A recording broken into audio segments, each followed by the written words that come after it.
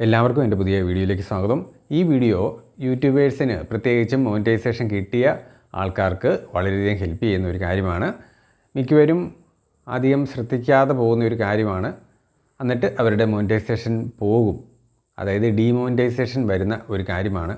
അപ്പോൾ അത് എന്താണെന്ന് ചോദിച്ചു കഴിഞ്ഞാൽ, കഴിഞ്ഞ ദിവസം എൻ്റെ ഒരു സുഹൃത്ത്, അദ്ദേഹം ട്രാവൽ വ്ളോഗ് ചെയ്തുകൊണ്ടിരുന്ന ആളാണ്. 7000 സബ്സ്ക്രൈബേഴ്സ് ഉള്ള ആളാണ്.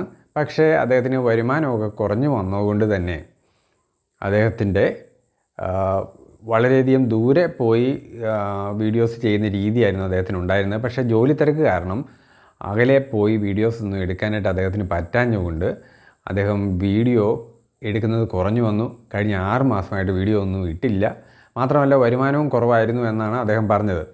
അങ്ങനെ വന്നപ്പോൾ യൂട്യൂബ് ആ മോണിറ്റൈസേഷൻ കളഞ്ഞു, അതായത് ഡീമോണിറ്റൈസേഷൻ എന്ന് പറയുന്ന ഒരു പ്രോസസ്സിലേക്ക് പോയി.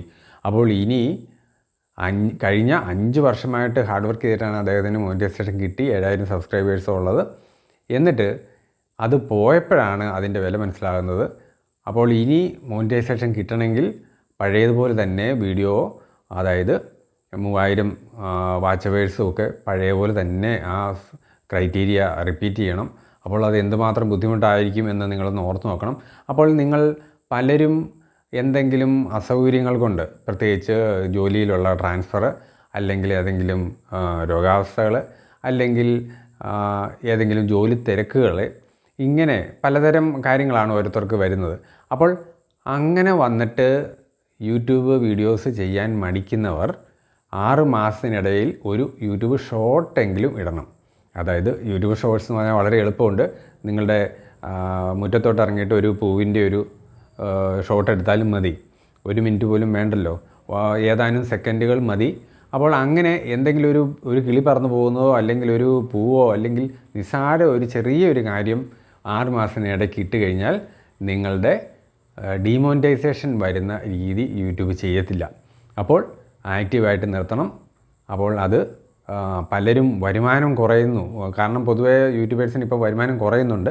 അപ്പോൾ അതുകൊണ്ട് തന്നെ ചിലർ വീഡിയോ ഇടാൻ മടിക്കുന്നു, അല്ലെങ്കിൽ പിന്നെയാട്ടെ, അല്ലെങ്കിൽ ഏറ്റവും നല്ല വീഡിയോസ് എടുക്കാനുള്ള സാഹചര്യം വരട്ടെ എന്നൊക്കെ പറഞ്ഞ് മുന്നോട്ട് പോവുക.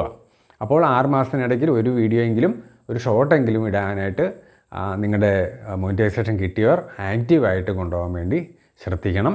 അല്ലെങ്കിൽ ഇത് നഷ്ടപ്പെട്ടാൽ പിന്നെ പ്രൊസീജിയർ പഴയത് തന്നെ ആവർത്തിക്കേണ്ടി വരും. അത് വളരെയധികം ബുദ്ധിമുട്ടുള്ള കാര്യമാണ്.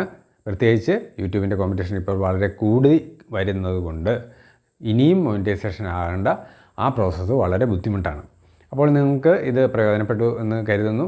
അങ്ങനെയെങ്കിൽ നിങ്ങൾ മറ്റുള്ളവർക്ക് ഈ വീഡിയോ ഷെയർ ചെയ്യാൻ മറക്കരുത്.